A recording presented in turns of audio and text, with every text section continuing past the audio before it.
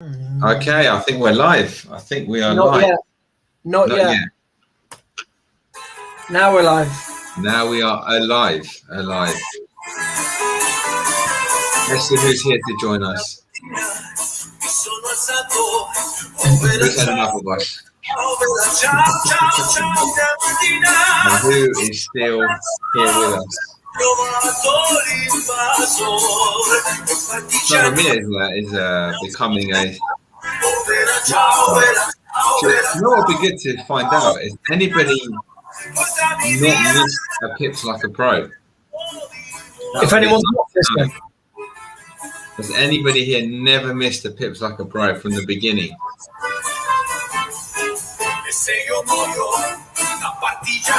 Yeah, I was thinking Frosty, but when Tottenham play, mate, he just ditches us.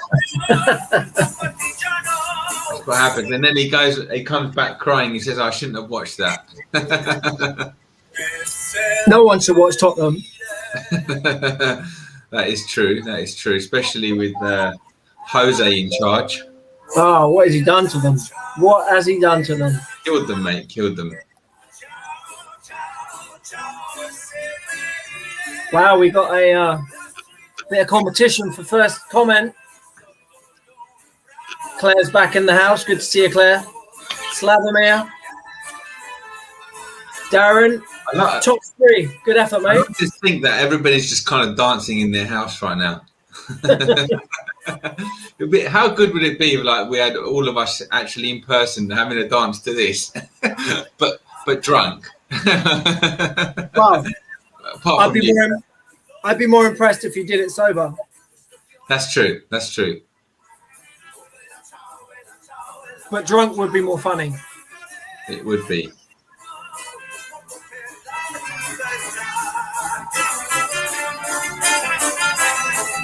Might as well let it finish out. 10 seconds.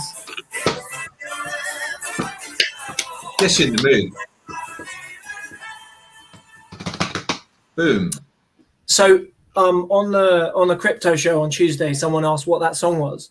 It's a remix of Bella Ciao from Money Heist. We understand that there is some religious connotations to that, but we're not about that. We're about, literally, Andy always used to say to me, you learn how to trade, mate, and it's like having an ATM machine in your living room. So for us, it's a legal way to rob a bank. That's our whole shtick around why we play that song and why we love it and why it's become like a bit of a theme for us, right? Yeah, definitely.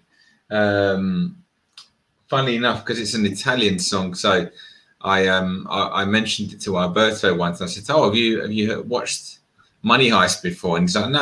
I said, "Oh yeah, I'm hooked on this song," and I played it, and I said to him, "I think it's Italian." And I showed it to him, and he's like, "This is a communist song." He's the first thing that he said to me. He said, "Are you a communist?" I was like, "No, mate. I just like music." Nothing exactly that. Communism. Exactly. But yeah, no, absolutely. It's funny how that stood out for you. Exactly. When I said to you about the ATM machine in your living room. It's like that stayed in your mind. 100%, 100%. Claire, thanks for your concern. Gavin, are you not well? Why are you dressed for winter in Australia? It's just gone 5 a.m., as you can see from outside. So you could call it a limiting belief or lacking personality, but I'm not really an early bird. So this is new territory for me because obviously your clocks have gone forwards. So yeah, it is what it is. It is what it is. You know what? Honestly, respect to you for being here, for not sort of saying, "Oh, it's too early," whatever. You're just doing it. So I know, and it is early. It is a bit early. So, you know that? Yeah, thanks, mate. You know that when you're going on holiday, or you've got like a big meeting and you've got a really important train to catch, and you just keep toing and froing every couple of hours, and you're like, have I slept through my alarm? Have I slept through my alarm? And it's like, yeah. So that started from about 3 a.m., which is interesting. But that's what that is. So thank you, Claire, for your concern. Slavomir was like, yep, I wanted to ask you why this song, and wow, you just explained it. We're there, my friend. We're there. Telepathy. It's coming back for the human race. But a bit of housekeeping to take care of. We have a new first comment winner. VJ. Ah, Oh, mate. And he went with an exclamation mark at the end. That's confidence.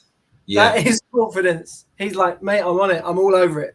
So if it's your first time joining us, you're new to the group, this is the Crypto and FX Traders Club. So we do 2 live shows a week. One on a Tuesday is the Cryptos Like a Pro. Andy's our resident professional trader. I'm the host, kind of just makes the show kind of tick along and push and probe and get some interesting things and maybe have a bit of a laugh.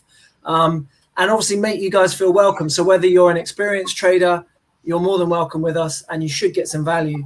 Whether you're completely brand new and thinking about trading, then this is the place for you as well. So thank you very much for joining us again.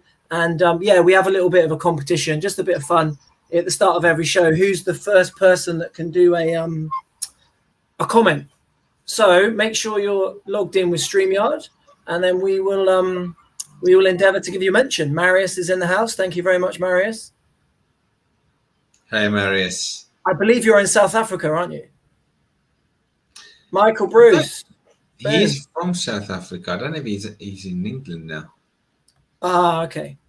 I loved Cape Town when I was there. Awesome. Never been. You've never been to South Africa? Never been. No.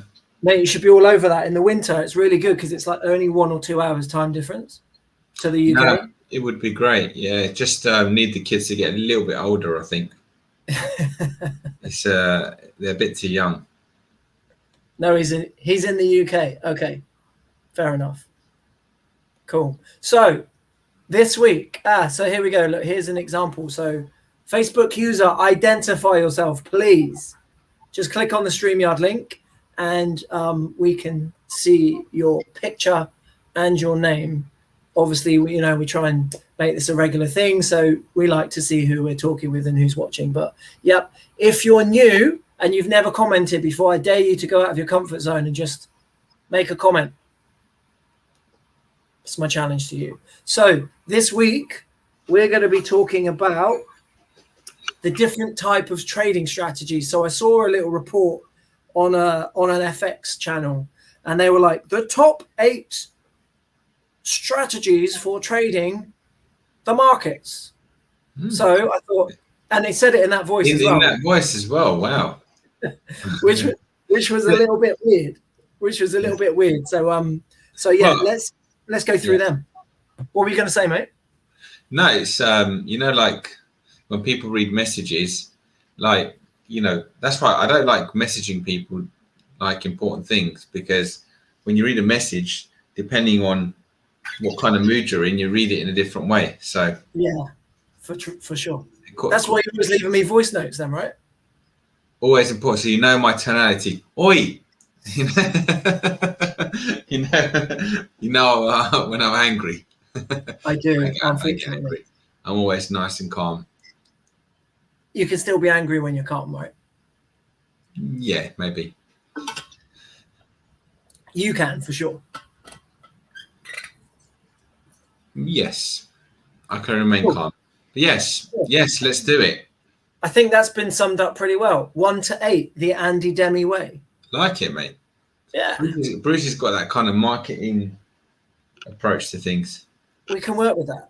Work with that. Okay, so the first one on the list, you might know a little bit about this one, is price action trading. So what we'll do is let us know what type of strategy you use if you're a trader. And if you're brand new, obviously this should give you some value as to what type of options you've got available to you, because it's not just kind of one size fits all, is it really? No. I think the first thing is actually explaining what price action trading is, because I think that's important, that people understand what it means. That's why you're here, mate. That's why you're here, baby. Otherwise, I could just be resting downstairs. No, so in my opinion, like if you want to trade successfully, this should be your number one. It should be about price and understanding the technicals about price, because when we're looking at price, it's a leading indicator. It's real. So what is price action trading? Well, whatever you can use different tools, but the most important tool is actually based around price. So, for example, when you're looking at points of resistance and points of support, so ceilings and floors in the market, that is real. That's a real thing. It's a price. It's not something that somebody's created some formula and said, oh, it's oversold or overbought. That's not the case. This is actually, this is a point, but we know historically the market likes to react, and here it likes to hold. So you need to know that first. If you can't identify the points in the market where those turning points are happening, you're already losing the game. So you need to learn basically where the supply, where the demand is. And depending on what markets you're trading, so in FX, that's an important part. Fibonacci is another price action related indicator. Why? Because there's no calculations. It's just hidden floors and hidden ceilings. That's all. So there's no magic formula to say oversold or overbought. It's based around price. So that is why I use that as a big part of my FX trading strategy. What else have we got? Even diagonal support, trend lines or diagonal support. Again, that's related to price. So patterns are price related as well. So they are centered around price. So these things have to be your core, in my opinion. You have to learn basically how to analyze a naked chart. Okay, let me just be clear, Gavin, before you get excited. Not be naked. I mean, analyze a naked chart. Just making sure. I know it's 5 a.m. So yeah. I don't want any rude videos being posted on the group. So, and you know what? On a serious note, when I start coaching people, that is what I get them to do. I get them to literally look at a chart with nothing on it, zoom out, and I ask them, without drawing any lines, tell me the story. What's going on here? And then most people are like, no idea. What do you mean? So can you zoom out of a chart with no indicators, no drawing of anything, look at it and just say, right, what's going on here? That's what you need to be able to do. Where's it been? Where's it likely to go? What's the picture? How's it moving? Fast, slow, sideways? Get a feeling of where price is going, and then you can start to implement other tools. So I guess what's really interesting is your background got you to be here, like really successful. I guess you class yourself as a professional retail trader, right? Is that how you class yourself now? Yeah. Whereas before, you've obviously got experience working at hedge funds on trading floors. You've been part of the guys that go hunting for the retail traders' stop losses, right? So we hear that a lot. Manipulating the market, I don't know, that's probably a bit of a strong word. Coercing the market, should we say. Fake breaks, creating stuff like that. So what would you say is the main one from the hedge fund world? Is it done totally differently, or is it kind of, I know obviously you teach that, and if you're brand new to this, we'll put a link in the description to the webinar that we've recorded. It's quite long, but you'll get so much information out of it, and his background, why he teaches trading the way he does. But you just want to say like a top line of what you've pulled in out of different strategies from the hedge fund world into your type of retail trading that makes it different. So believe it or not, the way institutions trade is actually way more simple than what I teach, in the sense that so when institutions are trading, they're trading of price action, of levels basically, and information. So it's not illegal, it's legal, but there's a lot of information shared between brokers, between institutions on where there's big bids in the market. So we'll find out, for example, that there's a 5 billion bid on euro dollar at 117.50, and that's information that would come from chatting on the Bloomberg terminals with some of the other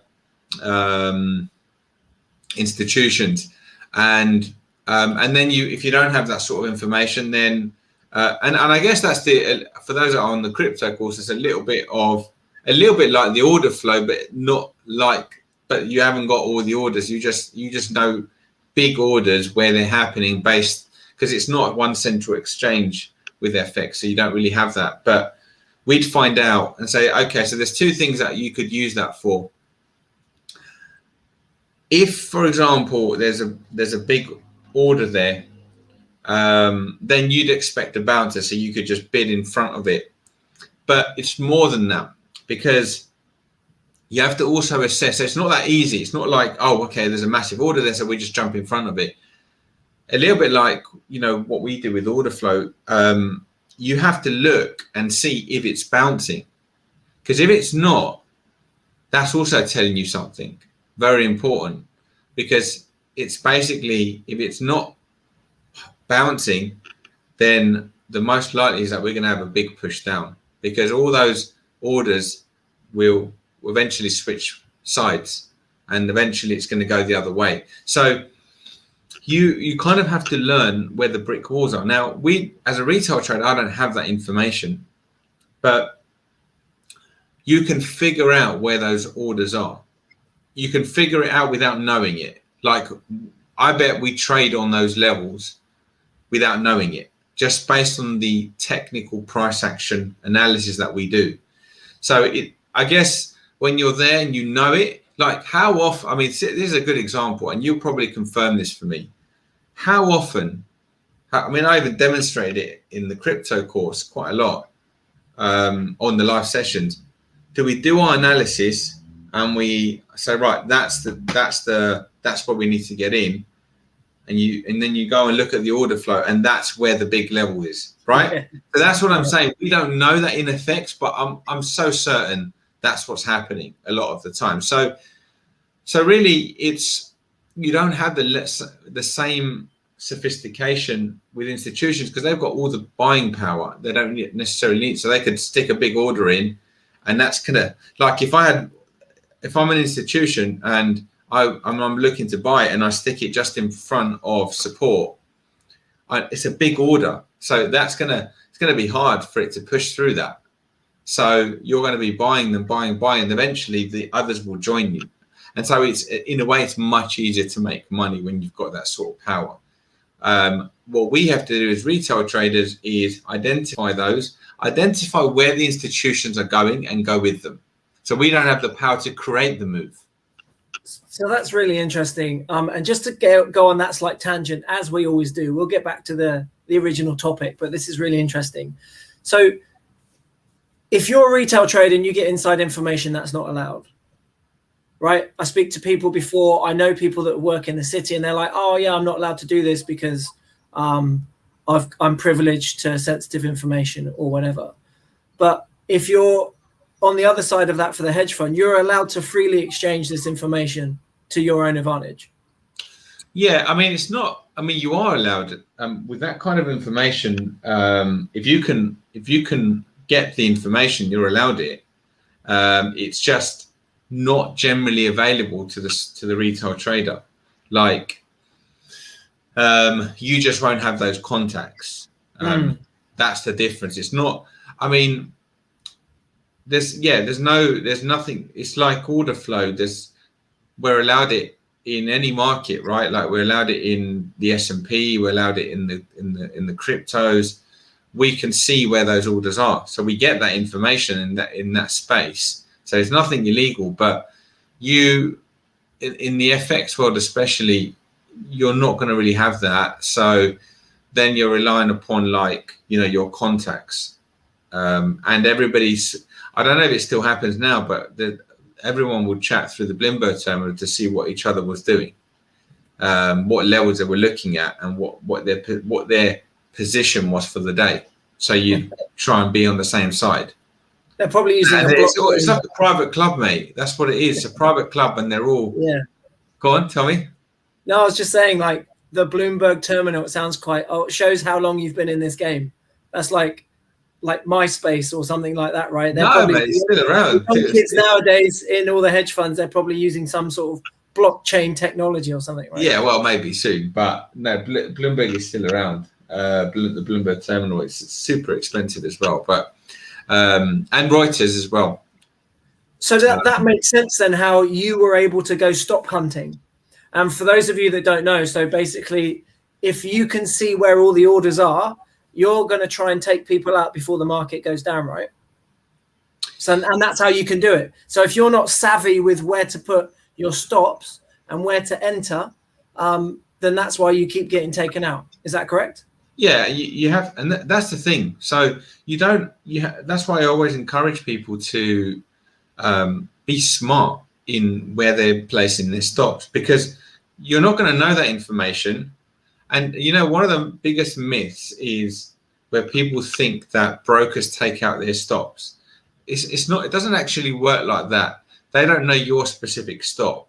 So you place your stop just behind the low. They're not thinking, oh, let me get that guy from Australia with his scarf. Let me take him out of his position. They're not thinking like that. But they know where you're going to place your stop on the whole. If you're learning from textbooks, so they know that there's going to be a lot of people we can eliminate there, because that's the natural place where most people are going to place their stops, and they do it. I mean, even students still do it. And we teach them not to, but naturally you do place it in where you think. So I always used to sort of think, okay, this is where I think it should go. Let me put another 10 pips on that, just a little safety net, so that I don't get nicked out, and then the market goes, because that's the worst. So you sometimes you learn from pain. You have to adjust your strategy from pain, because it used to happen to me all the time. I forget stuff, actually. I've forgotten a lot of the stuff, but I know that it used to happen to me a lot, getting stopped out and then the market goes your way. Very frustrating. Yeah, and you've just given me a show idea for another time. We can do the biggest myths in trading and the hedge fund world. I'm sure you could fill 10 hours with that, right? I could, mate. I could. Cool. So let's stick to the topic at hand, because obviously we've got the professional trade setup of the week, and obviously we're just going to be going off the fly. So if anybody wants Andy to break down a pair, currency pair, just in case you get confused after what you said last week, I don't think you guys will be thinking of the fruit, but if you are, I'm sorry, I can't help you. I can't help you then. But if you want us to break down an FX pair, start banging it in the comment section now. And if you can give us comments as well, because it helps. I haven't said this for a while, actually. Bad me. It helps us with the Facebook algorithm and the Facebook juice. It pushes us out, keeps making sure that the group's growing, and our word for all things trading is spreading. So let's just go into the comments, as I've just asked for one. Kevin, hi mate. Do you place a stop loss always at a certain percentage? For example, stop loss at 3% below the entry point, or do you add it based on the chart trend? Good question. Yeah, thanks, Kevin. So I prefer to place it somewhere technical rather than a percentage. So, and there's a couple of reasons for that. If you place it somewhere technical, then you're actually using what's going on to help you, to help protect you from being stopped out. The other thing is that, if you kind of go with something mechanical like 3%, the issue is that how depending on where you're placing your stop. So think of your stop as like layers of protection. So if you think of it like this, let's say there's like multiple levels that you could put your stop. So level number 1 is behind one support. Level number 2 is behind 2 supports. Level number 3 is behind 3 supports. Level number 4 is behind 4 supports, and so on. So obviously, the lower you go, the more protection you have. But the point is that if you go really low when you don't really need to. So for me, it's like I'm timing the market, and I'm going to go and have one level of protection, because when I'm right and I've done my homework correct, I'm going to really profit from that trade. Versus if I went with like a much bigger stop, let's say 3 levels of protection.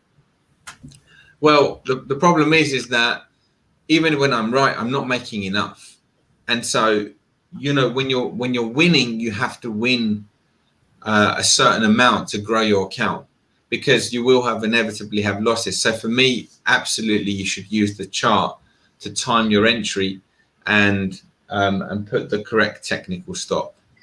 If you are investing where you're not really active, then you might want to use like mechanical stops, if you like. So if there's an X% drawdown, you could come out of the position. That's fine. Hopefully, Kevin, that answers your question. Awesome. Thank you for Giannis for your comment as well. Hi guys, the algorithm now loves you officially. So keep the comments coming in for which currency pair you'd like us to or you'd like Andy to analyze, because we'll break down professional trade setup of the week, and obviously that's one of the most valuable parts of the show.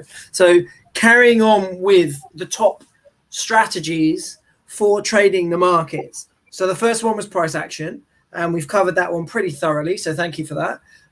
The next one, the second best, is range trading strategies. And for their example, they say that the US dollar yen is a typical example that's been ranging for about 5 years. Yeah, funnily enough, institutions love the dollar yen, and they prefer, most institutional traders, you would hear them say like things like, when the market's trending, it's much harder to make money. Like they prefer it when it's rangy. Why is that? Why is that? It's easier, more predictable. So you're literally just trading between levels. It's not breaking out. So it's, in many ways, it is easier you're not going to get very fast moves, but if you just literally want to be involved in slow markets where you're literally trading support, resistance, and you know that even if you get it slightly wrong, it's not an expansive market, it's not a breakout market, it's likely to turn again. So it's just easier to especially when you've got some buying power behind you, just to make money off the levels and just keep churning it away. So yeah, I mean, I used to find that I found that strange, because when I went into the institutional world, I always thought the holy grail is trend trading. That's what I always believed. But actually, I don't really trend trade in FX at all. I don't at all. I really don't. I am I'm trading reversals. And most professional traders trade reversals. The ones that I know personally, they trade reversals, which is interesting. Why is that? Highest reward to risk, instant profits, hardly any drawdown. So easy in, out. Once you've got that turning point, you've nailed the top. And you're like literally you're getting in, and pretty much you're in profit. So yeah, I mean, really think I know a lot of traders, and it's very interesting that most of them do reversals in different ways, not exactly like me, their own way, but most of them are doing reversal plays. In the institutional world, actually, the traders that I met there, they always used to say to me they're like range trading. Over trend trading. So, but yeah, the retail guys that I know, or former hedge fund traders, they do reversals, and that's the way I trade in FX very effectively. Okay, cool. And then you said something earlier about that the institutions love the dollar yen. Why is that? Maybe, I don't know. I mean, maybe it's just because it's range bound. Like you said, it doesn't really do much. And funnily enough, I hate the dollar yen. It's the worst. It's the one that I hate the most. I really don't. And I think, and this is important. I mean, like, just to kind of digress. We always do. Yeah. No. I mean, I used to track my performance. Well, I do still track my performance, but I used to track it like really extensively so that I can find out where I made money, and what time I made money, and when I didn't make money, when I lost money, and which pairs were rubbish for me. And the dollar yen was always the worst. It was just like, why am I bothering putting money on this currency pair? So I stopped trading it. I don't know the last time I took a dollar yen trade, to be honest. But yeah, I don't know why. It just doesn't quite work for my strategy. So well, that makes sense though, right? Like we were saying before, like what you said last week, if you tuned in last week, we were talking about the different currency pairs, their personalities, how they interact, the different strategies that you use. And obviously if you've got a preference to a strategy, and that's not going to be moving, then that's obviously why it's not working. It doesn't really mean anything apart from that you've got that feedback and you say you either adapt to what the dollar yen's going to do, or you just find another pair that works for what you want to, the style that you want to trade, right? Yeah, absolutely. I mean, like for me, like, you know, Michael's saying about range trading being here he goes again. Traders. But that's what I'm referring to. Yeah, sorry. And yeah, I mean, I will talk about that because you can be aggressive. Because I'm an aggressive trader for sure. I'm not. I don't mess about when it comes to trading. I'm not somebody who wants to sit whilst it's wallowing around deciding which way it wants to go. Like, I'm looking to catch the move. So, but you can scalp trade. So we could talk about that next. That's on the list. Yeah, it's on the list. Yeah. Do you want me to go into that now since it fits, or? Yeah, let's go into that now. Seamless. Okay. Yeah. So you can scalp any market, trending or ranging, but it's super easy.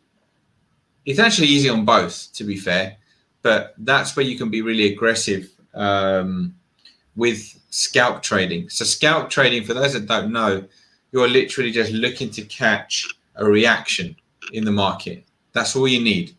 Now, what skill do you need? You need to identify the reaction points. You need to be able to assess price action movement. So when I say price action movement, I mean the speed of the market, the power of the market. So the best way to do that is to watch.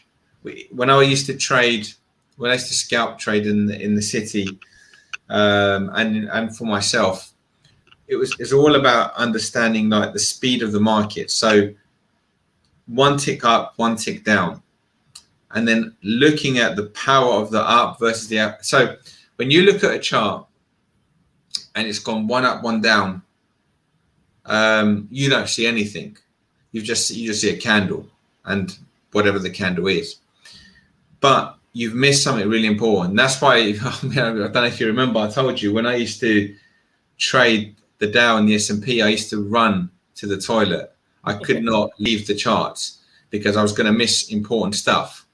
But you need to literally watch that's why, like, you have to watch it live and get what's going on. So one tick down, one tick up, the speed. So if it goes like this, right, you just feel it. It's just going to go. It's just going to break. So if you haven't seen that, you've missed everything. Like, on what time? Because you got me to do that, and it's a fascinating exercise to do. On what time frame are you looking for the low time frames? Low. I mean, we used to do ticks. So ticks So it's a tick chart. You don't really get that in FX. A tick chart basically it's great. You could. I don't know if you can do it on MT4. Probably not. Probably maybe on TradingView. Anybody use a tick chart before? Basically, it's not done on minutes. This is really powerful. It's not done on minutes. It's done on ticks, and what that is transactions. So, for example, we used to do like a 500 tick chart, which basically means that you'll only get a new bar when you've had 500 transactions go through, right? Buy, sell, buy, sell, buy, sell, 500 go through, and then the new bar is created.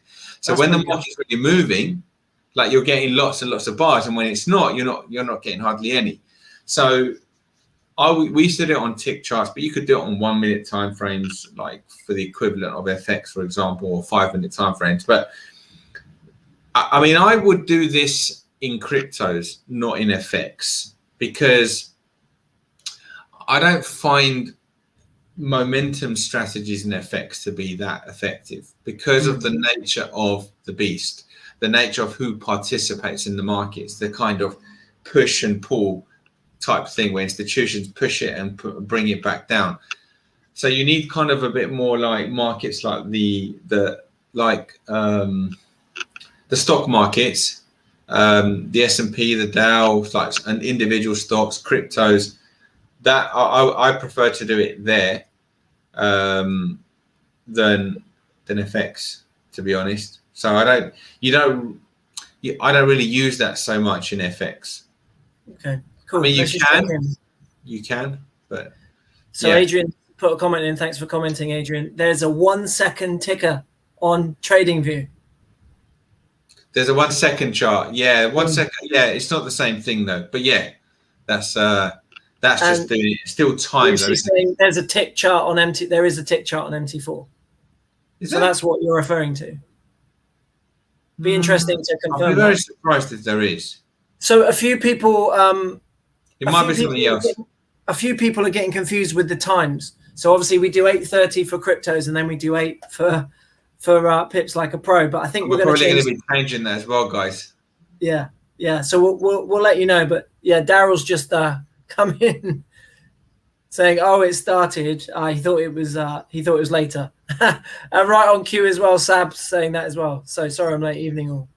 So yeah, we're going to look at the times. And we'll get back to you on that. So that's cool. And also keep the comments coming in for the algorithm. I've got to say this one. Where is it? It did make me chuckle. Where is it? We appreciate any and all comments, unless it's gone missing. So keep the comments coming in for what currency pair you'd like us to what currency pair that you'd like us to do in the professional trade setup of the week. Any comment, we don't mind. So even this one, anyone seen my Nan scarf? If you're referring to this one, then your Nan must be boohoo chic. She must have been to Bali. That's brilliant, I don't know if she's that cool. I don't think they sell them in Wales, mate, in Cardiff. Come on, mate. If you turn up to the show like that, you have to expect it. Fair enough, mate. Like I said to you before, it was like, I just feel like when you're on a long haul flight and you just really can't be bothered and you're like, just get me to the airport, and on the plane, it's kind of like hat on, scarf. It's dark outside. Yeah. But talking to you, mate, playing our music, having interaction with our tribe, it makes it worth it. So it's all good. And I love the banter. So yeah, as long as it's a comment, I can take it. So we've covered the 3 strategies so far. So we've done price action. We've done ranging, scalping, and ranging. Yeah, and obviously the different variations of how they're thought of and how they're used in the institutions, which is really important because this report was just based on a retail kind of trading philosophy. And obviously we get the insight of the man, the myth, the legend. So the next one on the list is position trading. Yeah, I mean, I won't spend too long on that one. Position trading, I mean, that's really kind of for the person that's looking to buy and hold. So it's almost like investing, but not too different from investing. But you're basically you're not really putting stops in. You're generally holding for the long term. You like how you would buy a portfolio of stocks, for example, and you just position trade them and hold them for a certain amount of time. The main difference between that and investing is that investing, most people don't have an exit plan, whereas position trading, you're literally saying, okay, well, I'll try and catch that swing and then get out and then look for another one to do the same thing. But I don't really do that. I invest in stuff. I mean, in some ways I do. In some ways, because I invest, and then I do sometimes like inadvertently come out because I think it's the top, and sometimes you get it wrong. So nobody really wants to sit through a massive drawdown, even when you're investing. And that's the thing. Sometimes I've kind of said it before. Sometimes when you know a lot, you actually do worse. So like I was holding the S&P for quite a few years and made decent money from it. Didn't put loads in, but like that was just part of my investment portfolio. And then I came out thinking this has got a top now. This is like unprecedented, so thinking, I'm going to get out before the correction. And that was like a year ago, and it's still going up. And I'm like, I should have just kept it in. Whereas Alberto, who actually does position, that's what Alberto does, by the way. He position trades in the S&P. Right. And if you look at what he does, really simple. Well, not simple, but like he uses volatility, uses standard deviation, and then every time it pulls back, not thinking about whether it should be the top or not. His plan is, I'll keep buying this pullback until it corrects, until it shows me it's topped. And then at that point, he's going to lose quite a bit of his account, but he's already made loads. So he's not trying to be smart, trying to understand when the top is. Just let the market show you. And that's the right way to do it. So when you position trade, you're basically let the draw, find nice pullbacks and buy it. And keep buying the pullbacks, until the pullback becomes a correction and a reversal. And so then that's pretty much a summary of the dollar cost averaging then, right? Or how is that different? No, well, not exactly, but there's similarities between it. Dollar cost averaging, once you've bought, it's like you want to buy a certain amount of coin, certain amount of whatever you're buying, and you're just looking to average in. Whereas that is just, it's kind of like he's not worrying about how much he's buying. It's just he's finding the right places to buy on those pullbacks. So you're not really averaging in. You're not trying, because when you dollar cost average, you're actually just trying to find an average price point. This is actually trading. So he just keeps trading those swings until it's done. Okay, cool. And then what's the difference between what you said to me before and anybody else? So most people now are looking to be like a lifestyle trader rather than a professional day trader. And you said to me before, obviously, depending upon when things get up and running again and people want to be traveling, what was that? Was that more of a position trading, but you're using technical analysis to get in and then just hold a longer position? Yeah, generally that's what I was doing. I was position trading. When I was traveling, you mean? Is that what you said? Yeah, and for anybody else that's looking to start doing some traveling again, like the whole lifestyle trading, traveling, living, trading and living from your laptop, basically, wherever you want to. Yeah. What sort of style would that be? Yeah, it's position trading. I mean, it depends on where the market is, because like if you're going to do that in FX, you have to be quite careful. You're better to trade other markets that way. So I was trading other markets as well as FX, but because the FX markets don't tend to trend enough. So if you're not watching it, you haven't seen it for 2 weeks, you just don't know what you're going to wake up to. Whereas like if you were like trading, I don't know, like a stock market that's trending, you can feel pretty confident that your position will be up.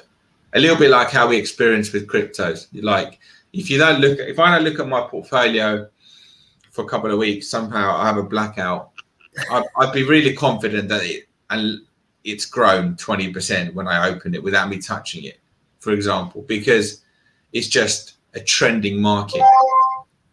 Yeah, if you do your research beforehand, you know which ones that are undervalued or ones that have got positions that can. It's about your entry as well, mate. Yeah, definitely. You have to get good entries and then be disciplined to say, look, that's overpriced, so I'm not going to get in it, even though you might miss out. I mean, we shouldn't be talking about cryptos, but there was a good example last night.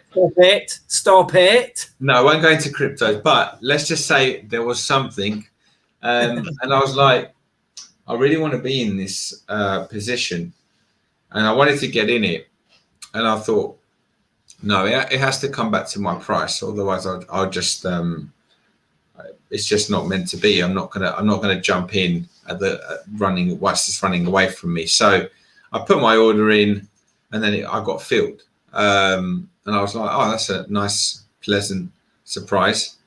And in the grand scheme of things, is it going to make a difference when you're position trading? This is important. When you're position trading, is it going to make a massive difference to your overall P&L? Not a massive difference, because if you're buying, when you're position trading, the price difference is small compared to where you're looking for something to go, right? But it makes a difference in who you are as a trader. Like, are you a pro, or are you basically just like the rest? And that's a very, very important differentiating factor. So if you want to kind of like build the confidence of, I'm a professional trader, you want to feel like a professional trader, you've got to do what professional traders do. So don't trade strategies that they don't. I already mentioned what strategies most pros are doing. So if you're just kind of like reading textbooks and doing moving average crossovers, I mean, honestly, don't do it. It's that's like reading a book on how to talk to women and then just using something like that, right? It's the same thing. Well, it's probably worse, to be honest with you. But yeah, I mean, like, honestly, well, if you have a scarf, it might work if you have a scarf. Absolutely, your nan scarf. Lucy's nan scarf, not my nan scarf. Oh, yeah. So look, we're coming to that point where, thank you for giving, because that's a really good insight into that, and yeah, it's interesting to know, because like you say, there's ways to read it and there's ways to hear this, but this is the real way, based on institutions and from the point of view of a professional trader.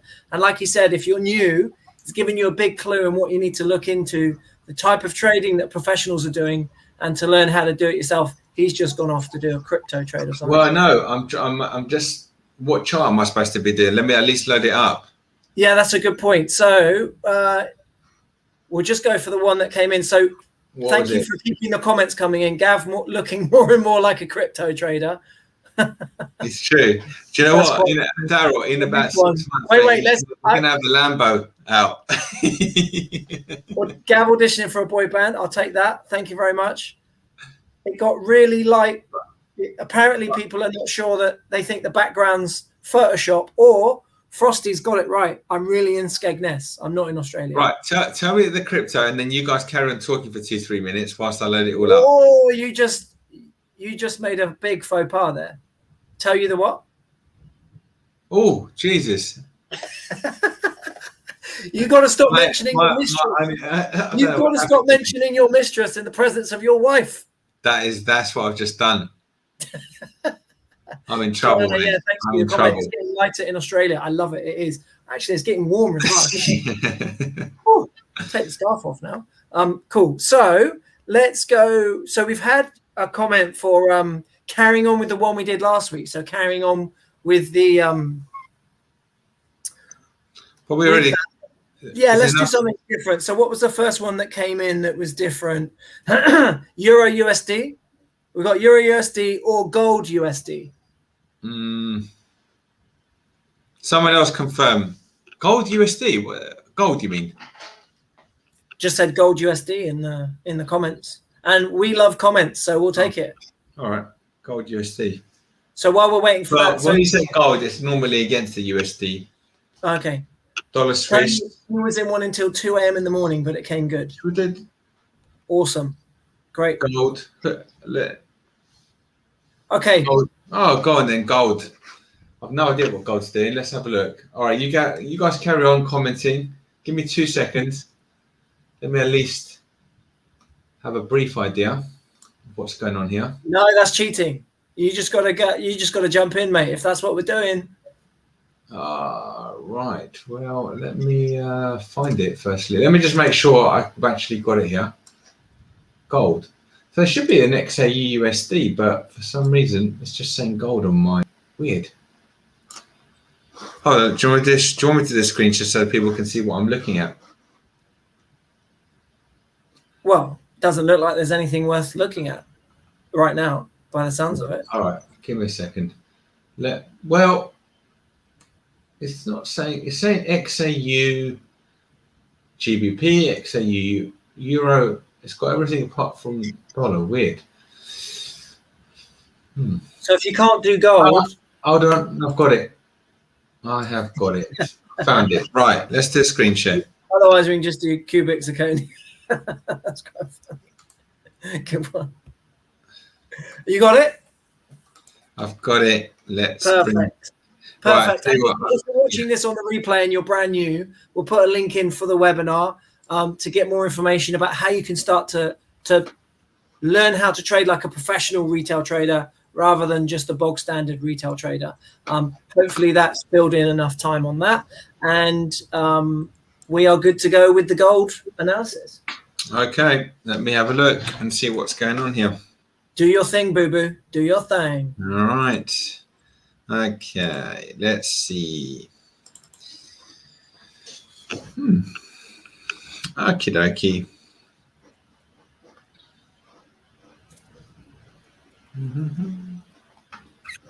All right.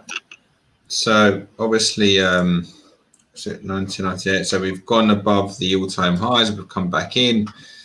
So, all right. So I am going to see what there is going on here.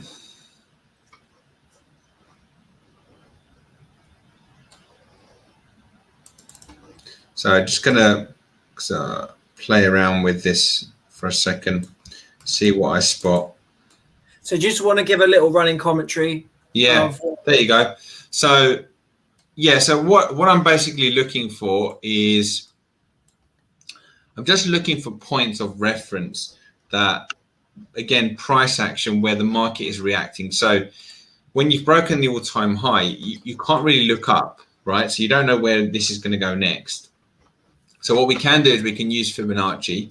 But before I kind of plugged in my Fibonacci, I wanted to see, if there was any kind of hidden support areas, and I found it based on, the fact that we have these resistance points, and then you can see there resistance, resistance, resistance, and now we have support, support, and look where we are. We're literally double testing this support, and that looks perfect to me for a run up in gold. So straight away, the focus should go on identifying long positions. Now, what's the next thing I'll do is I'm just gonna put in my weekly levels just have a little look to see where those levels are. Just so I've got a good idea, and then I'm going to take them off because that's not really relevant right now. If we were to come down here, then I might look at that, but I'm just going to get them off. I don't like to have stuff on my charts. So delete. So I'm going to do two things. One, I'm just going to quickly put in.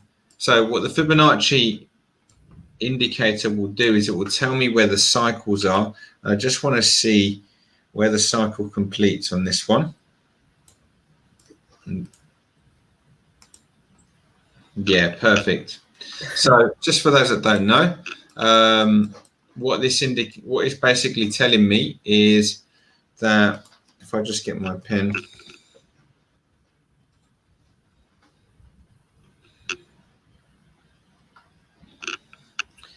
So what the indicator does, guys, is it will look at the cycle. So you've got an A, B, C, D, and then this becomes a new A, the B, and then what it does is it measures this cycle and then how far up it's gone. So you see here, it's gone to the yellow line. And then what it will do, then it will say, well, it will predict then that this will stop going down on the yellow line. And if you see the yellow line, it's basically here. So that's, again, that's a second confirmation. In the space of how long that's taken us, 3 minutes, we found two really key reasons why gold is going to go up here. And you could even argue that we have a third reason, which is the price action is indicating a low test here on the weekly chart. So the weekend's tomorrow. So what you should really be looking at, whatever happens here, I mean, obviously tomorrow we've got non-farm payroll. So this could be, it could end up bearish, it could.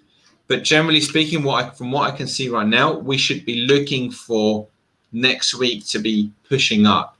First target, you can look at old support like there, and you've got the old 38 there as well. So this is the first target, if you want to day trade this, guys, is this. So if you kind of ended up here and you try and buy it on the lower time frames, anywhere kind of here, looking to catch that move up to there, that's your first target. And then you could be looking at maybe second targets towards the 618. You can also draw like resistance points up there. That could be another sort of target, and you can do it through the through it up here. Now let me just remove all of that. I'm going to, now you might be sort of thinking, okay, well, what if I want to position trade this? What if I think gold is going higher? Well, you can look to buy it here, but not target these small things. So this is for the traders. For position traders, you should be looking higher, and then you can just place your stop. So you've got, look for old resistance. So let's draw them in. So here's a resistance point. Obviously that's not relevant. We want to look lower. There's another resistance point. That would be a little bit tight. If you want to really give yourself space, you can go behind maybe this resistance point. That would give you lots of space in case you had that kind of fake out, right? That we spoke about that institutions might kind of bring. So if you didn't want to be involved, guys, you would buy it somewhere here and maybe place your stop. I'd even probably go there if you want to position trade it and just hold it for the long term and try and catch the move up. And then you could basically put in your up fibs and figure out where the cycle completes on the upside. Let's do that. Boom. Now we're talking. Now we are talking. Look at that. So you've literally got, now you've got an A, a B, a C, and a D right there. Right, taking you right back up towards this channel resistance. So this looks like a great buy, guys. Somewhere here. So you've got a time, remember this is a weekly chart. 2153 looks like a good target, or slightly more. So towards here. If you wanted to, honestly, you could play this with a tight stop. You could really be looking, so because you've got the A here, hold on, this is the A, right? The A is there. You could just play it just literally just below that.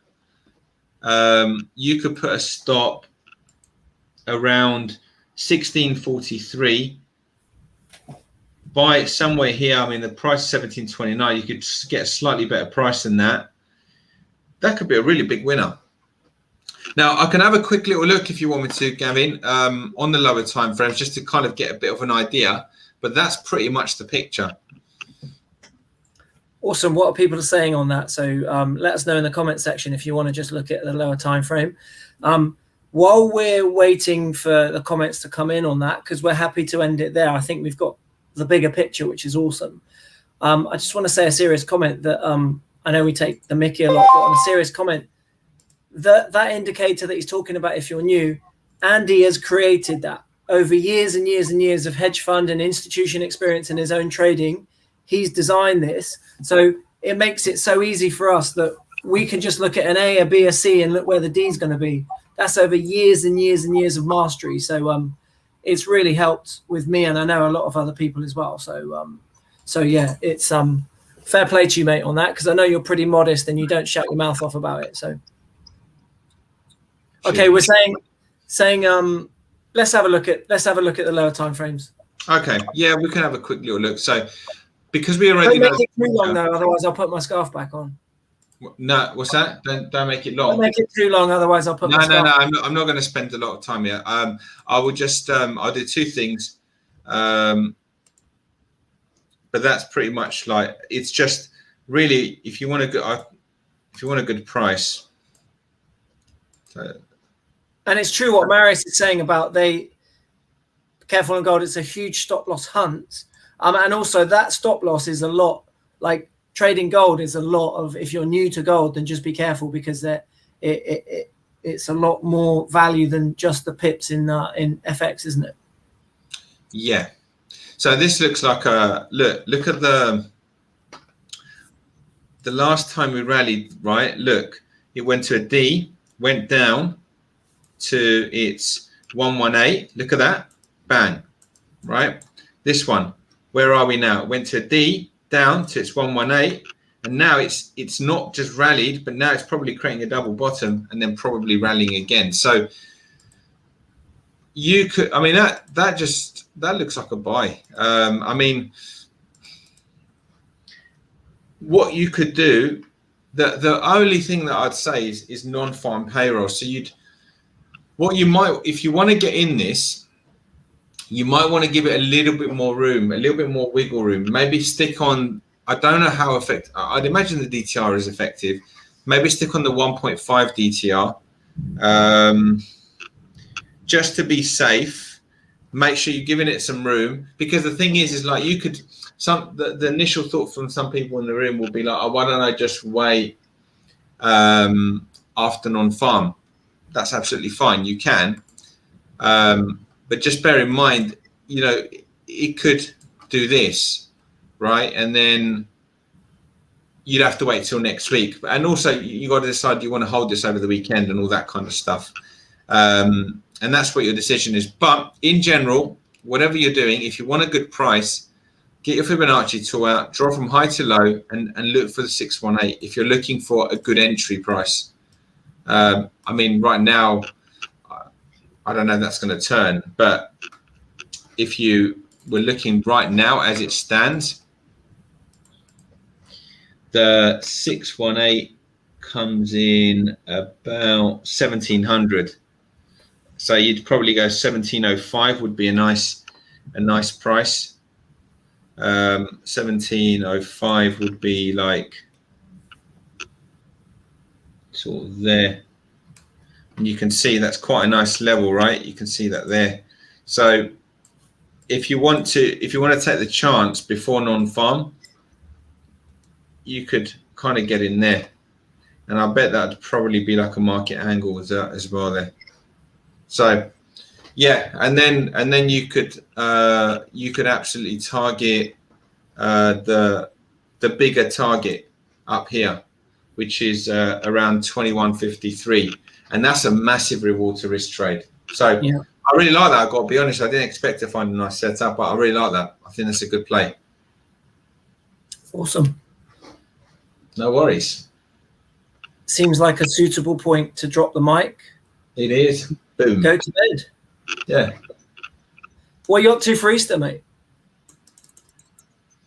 Well, we've got two Easters, because we have this Easter and then Greek Easter is in May. So I don't know. Well, I'm going to my mother-in-law's. So every Sunday I normally have a barbecue, but this time I'm having lamb in the oven, which is not as good, but it's better than nothing. Oh, you don't like oven roasted lamb? Oh, compared to your barbecue. It's nice, mate, but you haven't tasted my barbecue. You would never have anything in the oven when you try my barbecue, mate. Wow, that's a big comment. Yeah. Yeah, it's a big comment, but it's the truth. And you know me, I tell the truth. You do. Okay, cool. Well, look, have an Their own, amazing, of course. have an amazing Easter, even though you have to rough it with your mother-in-law's. I mean, you're brave saying on air as well that your mother-in-law's cooking is not as good as yours. That's that's a good comment to her as well, to be honest. Awesome. Hope you guys have an amazing Easter as well. Hope if you're going to take the gold trade, be careful. But it looks like that could be a massive winner, which is awesome. And yeah, just enjoy your Easter. Hopefully you guys get some more sunshine. Although my mum said yesterday that you've got winds and rain for next week. You've had really good sunshine, and then you've got some sort of stupid weather again. So yeah, that's random, mate. But look, have an amazing Easter. And yes, I will. I'll box it up today. I'll box it up today. Your nan's really cool. If, by the way, if it really mate, if you could put your address, Brucey, into the comments, you might be surprised. Yeah, you might get some cat poo in there as well. But... Awesome. Well, look, guys, we are going to bounce. So it's time for this part of the show. Oh, that was so professional. I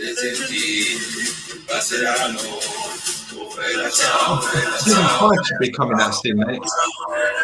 Want to catch you, mate. Want to catch you.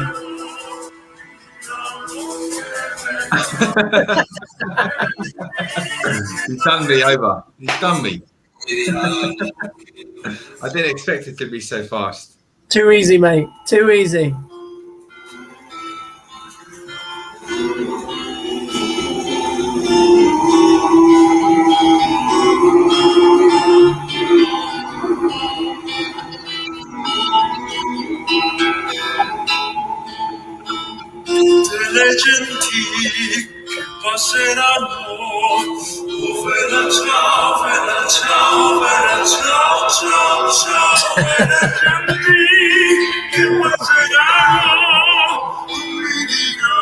I've already got you. I'm not going to do it again. No, you shouldn't.